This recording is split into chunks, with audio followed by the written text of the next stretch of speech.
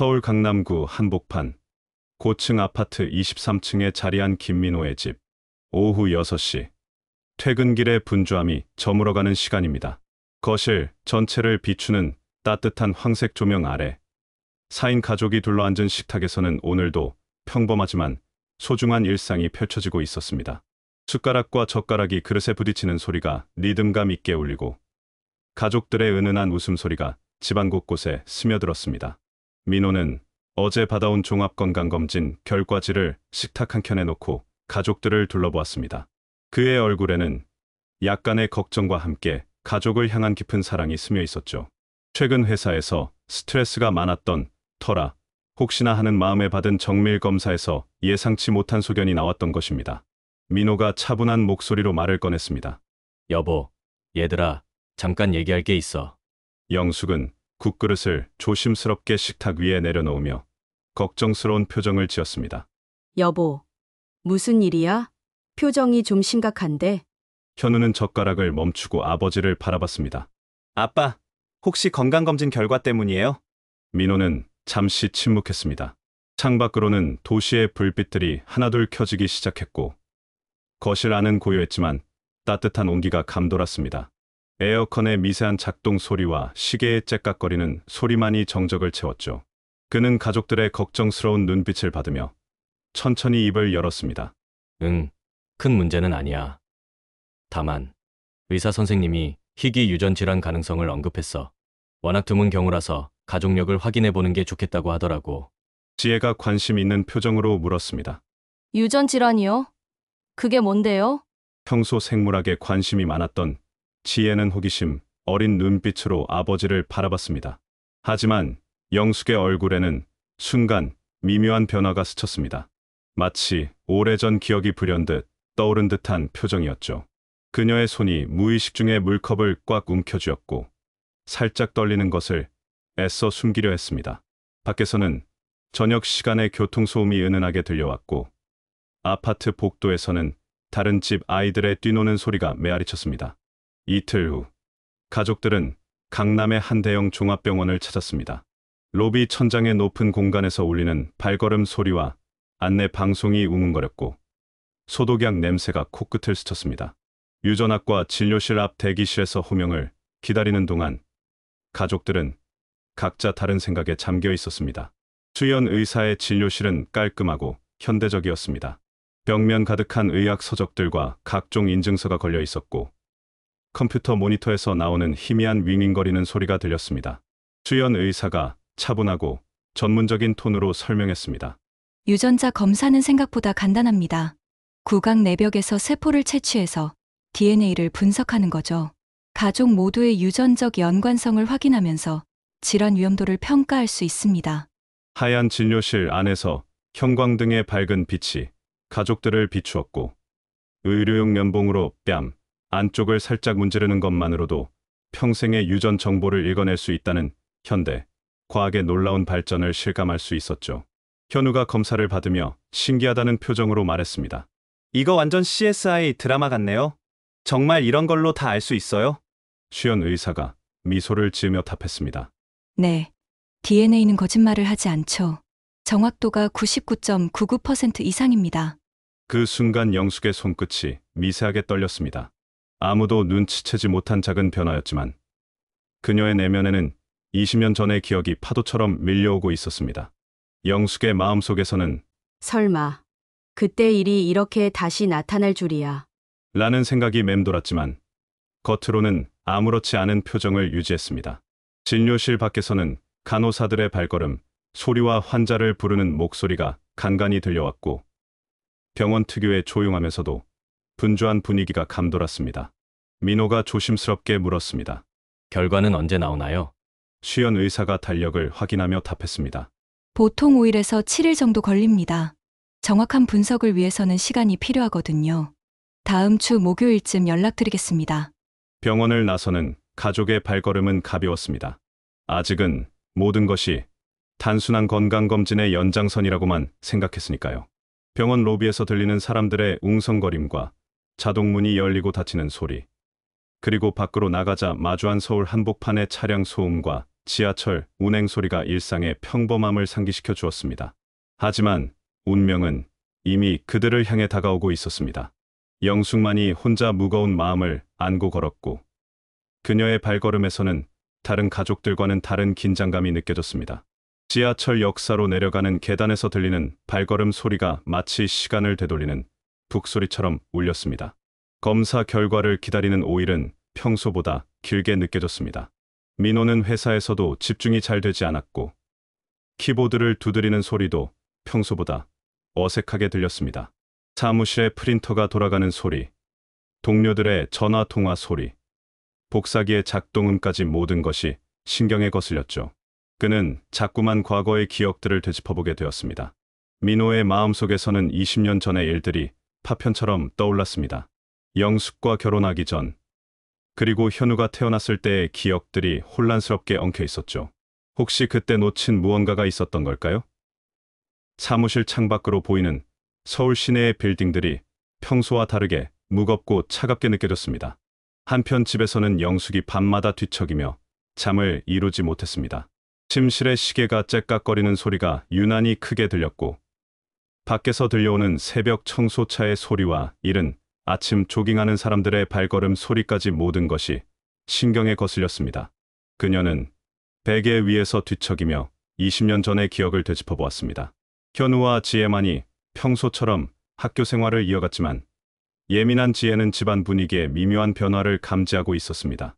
아침, 식사 시간에 어색한 침묵, 부모님이 주고받는 조심스러운 시선들, 그리고 엄마가 설거지할 때 그릇이 부딪히는 소리가 평소보다 날카롭게 들렸던 것까지 모든 것이 달랐습니다. 드디어 결과가 나온 날이 왔습니다. 목요일 오후, 가족들은 다시 수연 의사의 진료실에 모였습니다. 병원 복도를 걸어가는 발걸음 소리가 평소보다 무겁게 들렸고 진료실 문을 노크하는 소리도 어쩐지 떨렸습니다. 하지만 의사의 표정은 일주일 전과는 사뭇 달랐습니다. 진중하고 조심스러운 기색이 역력했죠. 진료실 안에서는 시계의 초침 소리가 유난히 크게 들렸고 긴장감이 공기 중에 무겁게 떠돌았습니다. 수연 의사가 결과지를 들고 한숨을 깊게 쉬었습니다. 그 한숨 소리만으로도 가족들은 무언가 심상치 않음을 직감할 수 있었습니다. 복도에서는 간호사가 환자를 부르는 소리가 멀리서 들려왔지만 진료실 안은 숨막히는 정적에 휩싸였습니다. 수연 의사가 조심스럽게 입을 열었습니다. 결과가 예상과 다릅니다. 현우 씨와 민호 씨는 유전적으로 부자 관계가 아닌 것으로 확인되었습니다. 그 순간 시간이 멈춘 듯했습니다. 진료실의 형광등이 윙윙거리는 소리만이 정적을 깨뜨렸고 누군가의 급하게 숨쉬는 소리가 공간을 채웠습니다. 민호의 얼굴이 창백해졌고 그의 손이 의자 팔걸이를 꽉 움켜쥐는 소리가 들렸습니다. 현우는 눈이 커진 채로 아버지와 의사를 번갈아 바라봤습니다. 그게 무슨 말씀이세요? 그의 목소리는 떨렸고 영숙은 입술을 깨물며 고개를 떨구었습니다. 지혜는 충격에 휩싸인 채 아무 말도 할 수 없었죠. 민호가 떨리는 목소리로 재확인을 요청했습니다. 혹시 오류일 수도 있지 않습니까? 하지만 수연 의사의 표정은 단호했습니다. 죄송합니다. 검사를 2번 실시했는데 같은 결과가 나왔습니다. 정확도는 99.99%입니다. 그 말이 떨어지자 진료실 안은 다시 무거운 침묵에 잠겼습니다. 병원을 나서는 길, 가족들의 발걸음은 무겁고 어색했습니다. 승강기 안에서는 누구도 말을 하지 않았고 층수를 알리는 전자음만이 공허하게 울렸습니다. 로비에서 나와 주차장으로 향하는 길에도 발걸음 소리만 달그락거렸을 뿐 대화는 전혀 없었습니다. 차 안에서도 라디오를 틀지 않았습니다. 엔진 소리와 도로의 아스팔트를 밟는 타이어 소리만이 정적을 깨뜨렸죠. 신호등에서 멈출 때마다 들리는 다른 차들의 엔진음과 행인들의 웅성거림이 오히려 그들의 침묵을 더욱 부각시켰습니다. 집에 도착할 때까지 아무도 입을 열지 않았습니다. 그날 밤, 집안은 그 어느 때보다 조용했습니다. 평소라면 들렸을 TV 소리도 아이들의 웃음소리도 없었습니다. 각자의 방에서 뒤척이는 소리만 간간히 들렸고 시계의 초침 소리가 유난히 크게 울렸습니다. 20년간 쌓아온 가족의 평화로운 일상이 단 한 장의 검사 결과지로 흔들리기 시작한 순간이었습니다. 행복했던 일상이 산산조각 난 그날 밤. 가족 구성원 각자는 서로 다른 감정에 휩싸여 있었습니다. 민호는 서재에서 혼자 지난 20년을 되돌아보며 괴로워했고, 영숙은 침실에서 죄책감에 시달렸습니다. 현우는 자신의 정체성에 대한 혼란으로 잠을 이루지 못했고, 지혜는 가족이 해체될지도 모른다는 두려움에 떨었습니다. 하지만 이것은 시작일 뿐이었습니다. 진짜 시연은 이제부터 시작될 터였으니까요. 검사 결과가 나온 지 일주일이 지났지만 김민호의 집은 여전히 얼어붙은 듯 조용했습니다.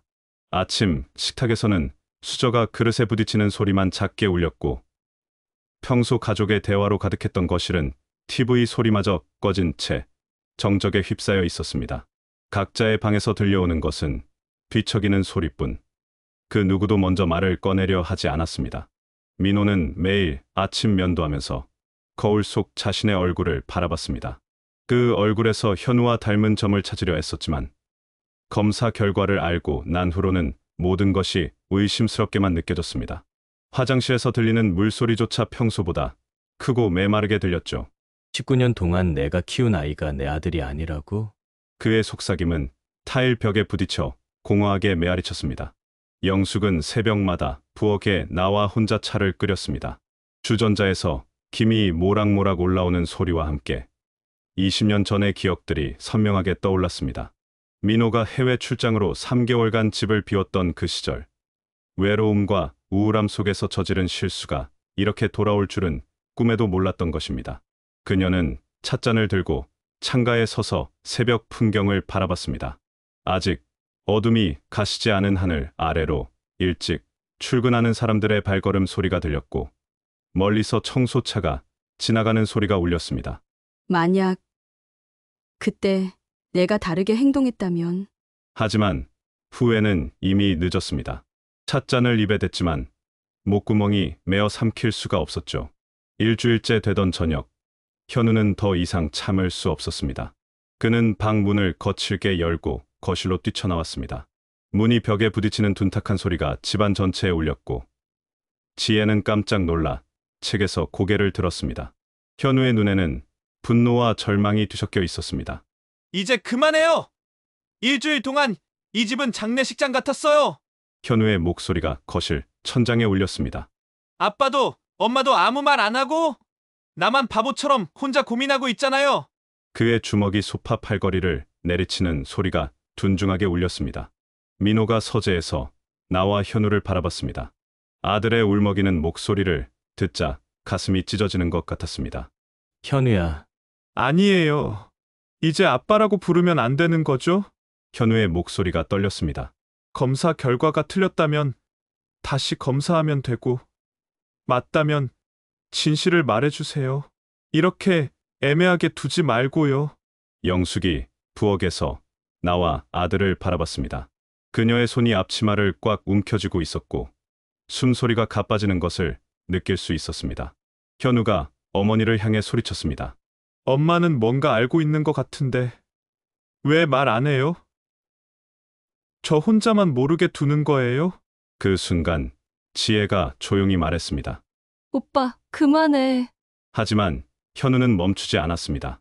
지혜야, 너도 이상하다고 생각 안 해? 엄마, 아빠 표정 말이야. 마치 뭔가 숨기고 있는 것 같지 않아? 지혜의 눈에도 눈물이 맺혔습니다. 가족이 이렇게 무너져가는 모습을 보는 것이 견딜 수 없었으니까요. 결국 현우는 현관문을 열고 뛰쳐나갔습니다. 문이 쾅 닫히는 소리가 집안에 메아리쳤고, 그 후로는 숨막히는 정적만이 남았습니다. 영숙은 주저앉으며 흐느끼기 시작했고, 민호는 주먹을 꽉 쥔 채 이를 악물었습니다. 현우는 밤늦게까지 돌아오지 않았습니다. 민호는 휴대폰을 수시로 확인했지만 아들에게서는 아무런 연락이 없었습니다. 새벽 2시가 넘어서야 현우가 조용히 집에 들어왔습니다. 현관문을 살며시 여는 소리, 신발을 벗는 소리, 복도를 조심스럽게 걸어가는 발걸음, 소리까지 모든 것이 조심스러웠습니다. 영숙은 침실에서 그 소리를 듣고 있었습니다. 아들이 무사히 돌아온 것에 안도하면서도 이 상황을 어떻게 해결해야 할지 막막했습니다. 그녀는 결심했습니다. 더 이상 미룰 수는 없다고. 진실을 말할 때가 된 것 같다고. 다음 날 저녁, 영숙은 가족을 거실로 불러 모았습니다. 그녀의 목소리가 떨렸고 손은 무의식 중에 치마 자락을 비비고 있었습니다. 여보, 얘들아. 내가 해야 할 말이 있어요.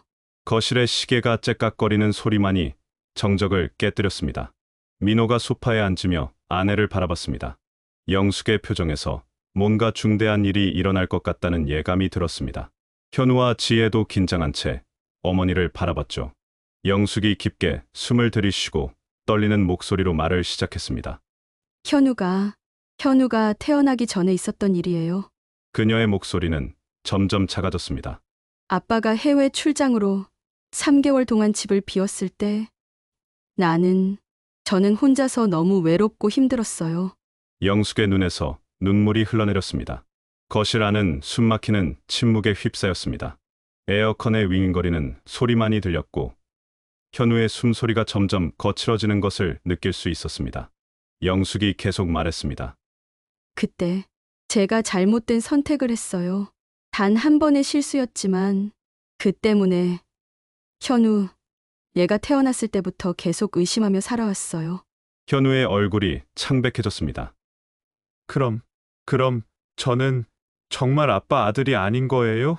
그의 목소리는 떨렸고 지혜는 입을 막고 충격에 휩싸였습니다. 민호는 두 손으로 얼굴을 감싸며 깊은 한숨을 내쉬었습니다. 영숙이 울먹이며 말했습니다. 확실하지 않아요. 하지만 가능성은 있어요. 그래서 이번 검사 결과가 나왔을 때 너무 무서웠어요. 20년 동안 숨겨온 비밀이 드러날까봐.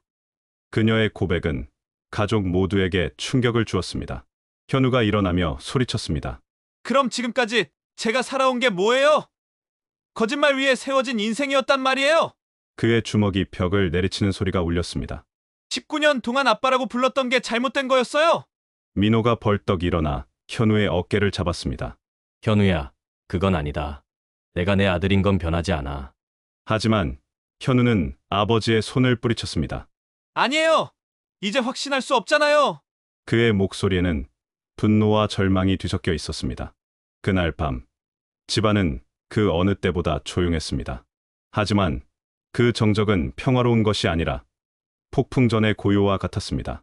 각자의 방에서 들려오는 흐느끼는 소리, 뒤척이는 소리, 그리고 깊은 한숨 소리가 집안 곳곳에 스며들었습니다. 민호는 서재에서 혼자 앉아 과거를 되돌아봤습니다. 현우가 처음 태어났을 때의 기쁨, 첫걸음을 뗐을 때의 감동, 학교에 입학했을 때의 뿌듯함, 모든 추억이 거짓이 될 수도 있다는 생각에 가슴이 미어졌습니다. 서재 밖에서는 새벽 배송 트럭이 지나가는 소리가 희미하게 들렸습니다. 영숙은 침실에서 베개를 끌어안고 울었습니다. 20년 동안 가슴 속에 묻어두었던 죄책감이 터져 나온 것 같았습니다. 내가 바보였어. 왜 그런 선택을 했을까? 그녀의 속삭임은 어둠 속으로 사라져갔습니다. 현우는 천장을 바라보며 잠을 이루지 못했습니다. 자신의 정체성에 대한 근본적인 의문이 머릿속을 맴돌았습니다. 나는 누구인가? 내 아버지는 누구인가? 창밖에서는 새벽 조깅하는 사람들의 발걸음 소리가 규칙적으로 들렸지만 그의 마음은 혼란 그 자체였습니다. 지혜는 가족이 해체될지도 모른다는 두려움에 떨었습니다. 평생 함께해온 가족이 한순간에 무너질 수 있다는 현실이 너무나 무서웠습니다. 그녀는 이불을 뒤집어쓰고 작은 소리로 흐느꼈습니다. 며칠이 더 지나면서 집안 분위기는 더욱 악화되었습니다. 아침 식사 시간에는 아무도 말을 하지 않았고 저녁에도 각자 다른 시간에 식사를 했습니다. 냉장고 문이 열리고 닫히는 소리, 전자레인지가 돌아가는 소리, 설거지하는 소리만이 부엌에서 들렸을 뿐 대화는 전혀 없었습니다. 민호는 회사에서도 집중할 수 없었습니다. 동료들의 대화 소리, 키보드 두드리는 소리, 전화벨 소리까지 모든 것이 신경에 거슬렸습니다. 그는 수시로 휴대폰을 확인하며 가족들의 안부를 걱정했지만 집에 전화를 걸 용기는 없었습니다. 하지만 이런 상황도 곧 변화를 맞게 될 것이었습니다. 민호에게 예상치 못한 전화가 걸려올 터였으니까요. 그 전화는 모든 것을 다시 뒤바꿀 새로운 진실을 가져다 줄 것이었습니다. 하지만 그것이 가족에게 구원이 될지 아니면 더 큰 혼란이 될지는 아무도 알 수 없었습니다. 집 밖에서는 일상이 계속 흘러갔습니다. 아이들의 웃음소리, 상인들의 호객 소리, 차량들의 경적 소리가 평범한 하루를 만들어갔지만 김민호의 집만은 여전히 시간이 멈춘 듯 조용했습니다. 폭풍은 아직 끝나지 않았고 더 큰 파도가 다가오고 있었습니다. 영숙의 고백으로 가족의 상처는 더욱 깊어졌습니다. 현우는 자신의 정체성에 대한 혼란에 빠졌고 민호는 19년간의 부성애가 흔들리는 고통을 겪었습니다. 지혜는 가족 해체에 대한 두려움에 떨었고 영숙은 죄책감에 시달렸습니다. 하지만 이 모든 고통의 이면에는 아직 밝혀지지 않은 더 큰 진실이 숨어 있었습니다. 과연 이 가족은 다시 하나가 될 수 있을까요? 영숙의 고백 이후 사흘이 더 지났습니다. 김민호의 집은 마치 시한폭탄처럼 언제 터질지 모르는 긴장감에 휩싸여 있었습니다. 아무도 먼저 말을 걸지 않았고 식사마저 각자 따로 하는 날이 계속되었습니다. 그런데 그날 오후 민호의 휴대폰이 울렸습니다. 벨소리가 조용한 사무실에 또렷하게 울려 퍼졌죠. 전화를 받은 민호의 표정이 순간 굳어졌습니다. 상대방은 자신을 병원 내부 관계자라고 소개하며 조심스럽게 말을 꺼냈습니다. 김민호 씨, 혹시 시간 되시면 만날 수 있을까요? 검사 결과에 대해 말씀드릴 게 있습니다. 그 목소리에는 무언가 급박함이 섞여 있었습니다. 민호가 떨리는 목소리로 물었습니다. 무슨 말씀이십니까? 상대방은 잠시 침묵했다가 대답했습니다. 전화로는 어려운 얘기입니다. 직접 만나서 말씀드리겠습니다. 중요한 일이에요. 그 말을 듣고 민호의 심장이 빠르게 뛰기 시작했습니다. 그날 저녁, 민호는 조용한 카페에서 병원 관계자를 만났습니다. 상대방은 40대 중반의 남성으로 긴장한 기색이 역력했습니다. 카페 안에서는 에스프레소 머신의 스팀 소리와 사람들의 속삭임이 섞여 들렸지만 그들만의 테이블 주변은 묘하게 조용했습니다. 그 남성은 자신을 병원 검사실의 김 기사라고 소개했습니다. 저는 20년째 이 병원에서 일해왔습니다. 그런데 최근에 정말 말하기 어려운 일이 벌어졌어요. 그의 목소리가 떨렸고 커피잔을 든 손도 미세하게 흔들렸습니다. 김 기사가 가방에서 봉투를 꺼냈습니다. 이걸 보시면 이해하실 겁니다. 하지만 이 얘기가 밖으로 나가면 저도 위험해질 수 있어요. 그는 주위를 경계하듯 둘러보며 봉투를 민호에게 건넸습니다. 봉투를 받은 민호의 손끝이 차갑게 식어갔습니다. 봉투 안에는 병원 내부 문서들과 이메일, 프린트물이 들어 있었습니다. 민호가 첫 번째 문서를 읽는 순간 얼굴이 창백해졌습니다. 연구 프로젝트, 희귀 유전질환 보유자, 추적 관찰이라는 제목 아래 현우의 이름이 선명하게 적혀 있었던 것입니다. 민호가 떨리는 목소리로 물었습니다. 이게 무슨 뜻입니까? 김 기사가 깊은 한숨을 쉬며 답했습니다. 병원에서 희귀질환 연구를 위해 환자들을 의도적으로 추적하고 있었어요. 현우 군의 경우 검사 결과를 조작해서 가족들을 혼란에 빠뜨린 후 추가 검사를 유도하려 했던 겁니다. 카페 안의 소음이 갑자기 멀어진 것 같았습니다. 민호의 귀에는 자신의 심장박동 소리만 크게 들렸습니다. 조작이라고요? 그럼 검사 결과가 틀렸다는 말입니까? 김 기사가 고개를 끄덕였습니다.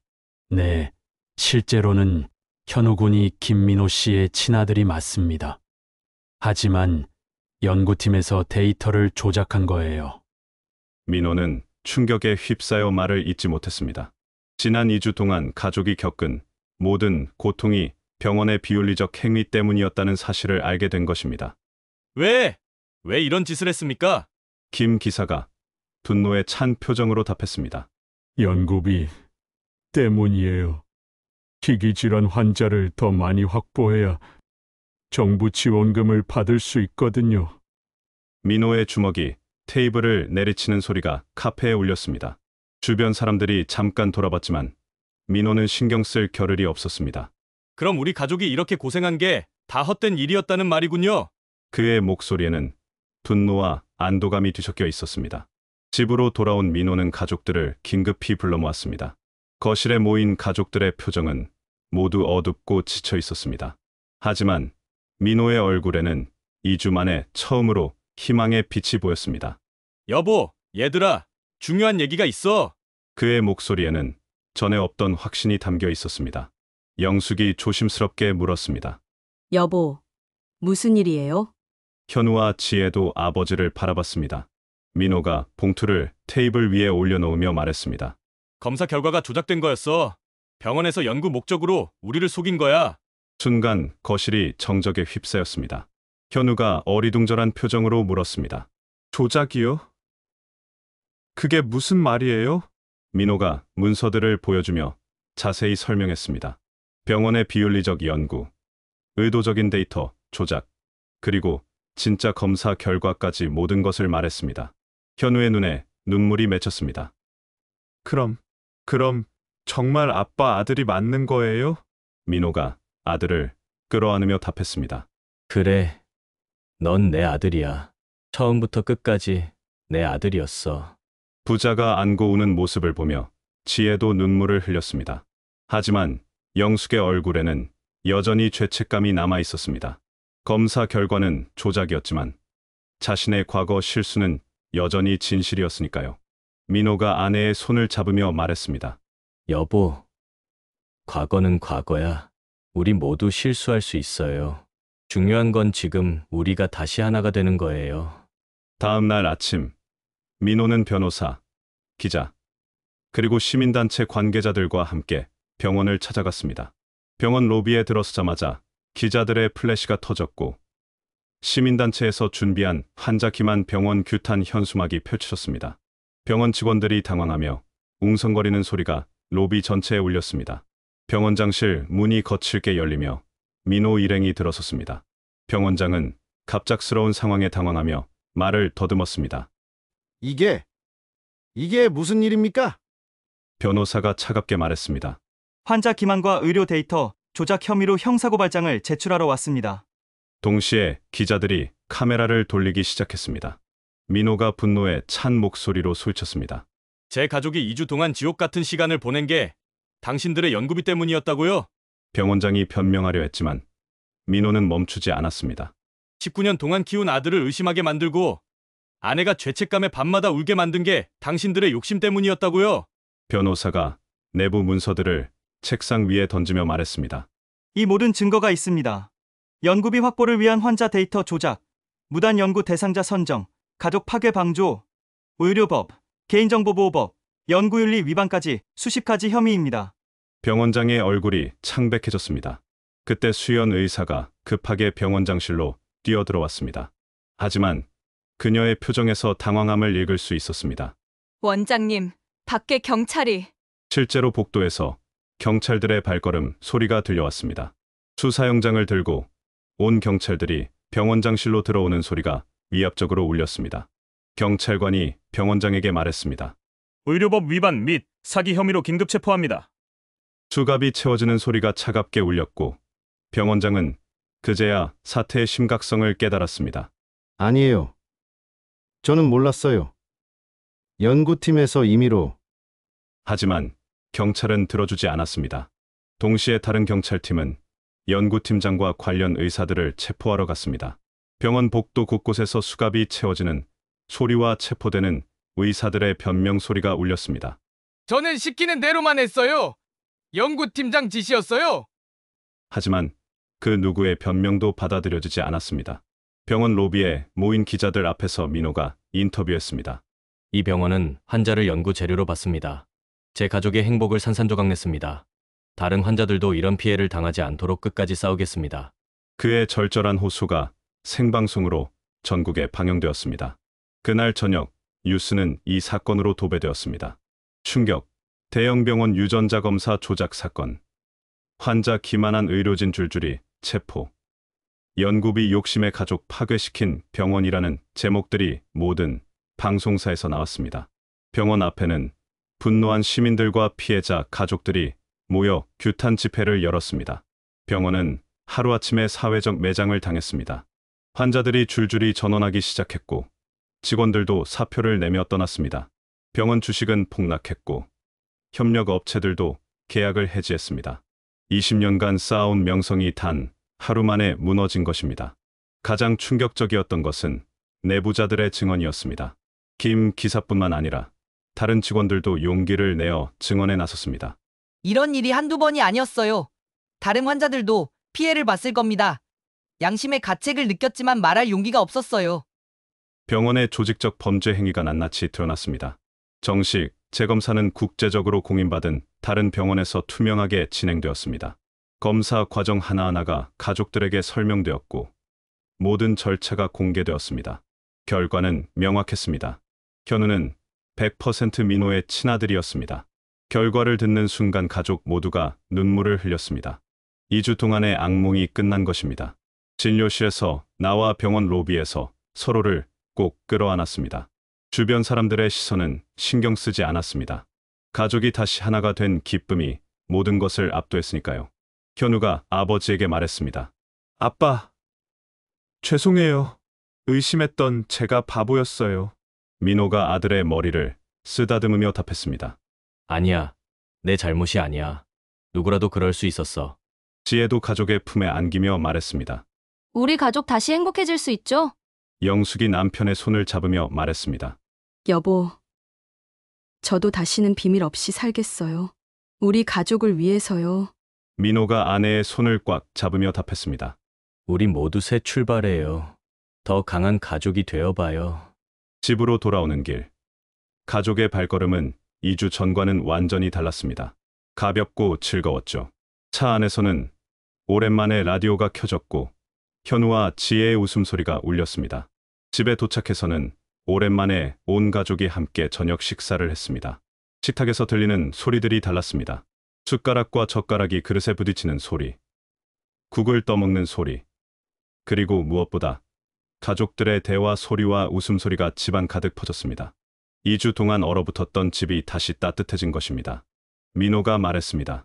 이번 일로 나는 배운 게 있어. 서로를 믿고 소통하는 것이 얼마나 중요한지 알게 되었어. 영숙이 고개를 끄덕이며 답했습니다. 맞아요. 그리고 가족이라는 건 피보다 더 깊은 사랑으로 연결된 거라는 것도 알았어요. 현우가 밝은 표정으로 말했습니다. 이제 정말 확신할 수 있어요. 저는 이 집의 아들이고 아빠의 아들이에요. 지혜도 웃으며 말했습니다. 오빠, 우리 가족 최고야. 그들의 웃음소리가 집 전체에 울렸습니다. 며칠 후 병원으로부터 공식 사과와 함께 거액의 배상금이 지급되었습니다. 또한 평생 무료 의료 서비스도 약속받았습니다. 하지만 민호 가족에게 가장 소중한 것은 돈이 아니라 다시 찾은 가족의 믿음이었습니다. 김 기사는 내부 고발자로서 법적 보호를 받았고 다른 병원에서 더 나은 조건으로 일하게 되었습니다. 정의를 선택한 그의 용기가 결국 보상받은 것입니다. 민호는 김 기사에게 깊은 감사를 표했습니다. 잘못을 저지른 의료진들은 모두 마땅한 처벌을 받았습니다. 연구팀장은 5년의 시형을 선고받았고 관련 의사들은 의사 면허를 박탈당했습니다. 병원은 막대한 손해를 입었고 사회적 신뢰를 회복하기 어려운 상황에 처했습니다. 잘못된 행동은 반드시 그 대가를 치른다는 것이 증명된 것입니다. 반면 진실을 말하고 정의를 선택한 사람들은 모두 보상을 받았습니다. 김 기사는 새로운 직장에서 인정받으며 일하게 되었고 민호 가족은 더욱 단단해진 가족 관계를 갖게 되었습니다.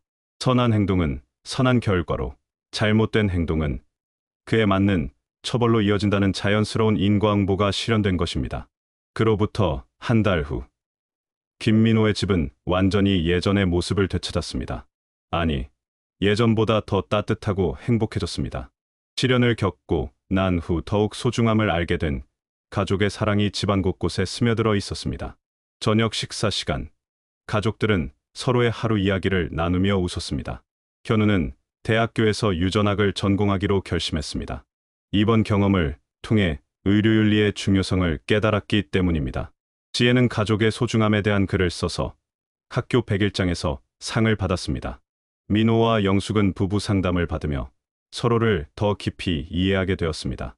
과거의 실수는 용서하고 앞으로의 삶은 더욱 투명하게 살아가기로 약속했습니다. 그들의 사랑은 시련을 통과하며 더욱 단단해졌습니다. 창밖으로는 따뜻한 봄바람이 불어왔습니다. 새로운 계절이 시작되는 것처럼 김민호의 가족에게도 새로운 시작이 열렸습니다. 진실은 결국 승리했고 사랑은 모든 시련을 이겨냈습니다. 그리고 가족이라는 것은 혈연을 뛰어넘는 더 깊은 유대로 이어져 있다는 것을 모두가 깨달았습니다. 햇살이 거실, 창문을 통해 들어와 식탁을 비추고 있었습니다. 그 빛 속에서 웃고 있는 가족의 모습은 그 어떤 것보다 아름다웠습니다. 진실과 사랑이 승리한 따뜻한 결말이었습니다. 이 이야기는 우리에게 여러 가지 교훈을 남깁니다. 첫째, 가족 간의 신뢰와 소통이 얼마나 중요한지. 둘째, 진실은 언젠가 반드시 밝혀진다는 것. 셋째, 악한 행동은 반드시 그 대가를 치르게 된다는 것. 그리고 마지막으로, 진정한 가족의 사랑은 어떤 시련도 이겨낼 수 있다는 것입니다. 현대 사회에서 의료 윤리의 중요성, 환자의 권리, 그리고 무엇보다 가족의 소중함에 대해 다시 한번 생각해보게 하는 이야기였습니다. 김민호 가족의 시련과 극복 과정을 통해 우리는 삶의 진정한 가치가 무엇인지 깨달을 수 있었습니다.